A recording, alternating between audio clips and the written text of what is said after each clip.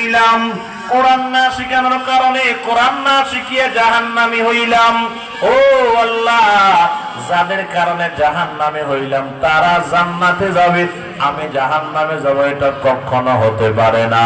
আমার মা বাবাই কই, এদেরকে আগে জাহান্নামে দেন, তারপর আমার জাহান্নামে দেন, কোনো আফসোস নাই। আল্লাহ পাক রব্বুল আলামিন তখন ডাক দিয়া বলবে,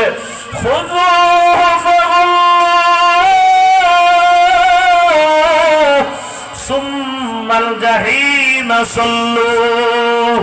আল্লাহ পাক বলবে, কই এই জাহান্নামের মা বাবাই কই, এই সন্তানের মা বাবার সুদ্ধা দরিয়া হাতে পায়ে জাহান্নামের শিকল বেরি করা লাগাও।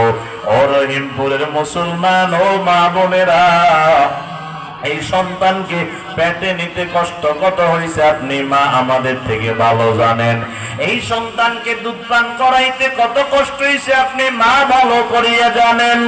এই সন্তানকে দুনিয়াতে প্রসব করতে কত কষ্ট হয়েছে আপনি মা ভালো করিয়া জানেন। ও মা, এই সন্তানকে লালন পালন করিয়া বড় করতে কত কষ্ট হয়েছে আপনারা ভালো জানেন। ও আব্বা জানেরা, এই সন্তানকে লালন পালন করিয়া বড় করতে কত কষ্ট হয়েছে আপনারা জানেন।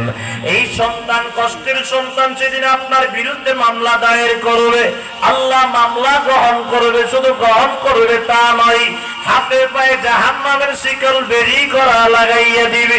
লাগাইয়া কি একদিকে ফালাইয়া রাখবেন? বলে না না, আমার মালিক এবার বলবে, ইউরাফুল মুজরিমুনা বিসীমাহুম ফায়ুখাযু বিন-নাওয়াসি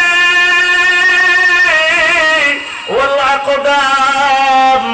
এই নাফরমান পাপিষ্ঠদেরকে চিহ্নিত করিয়া কপাল এবং পাওটা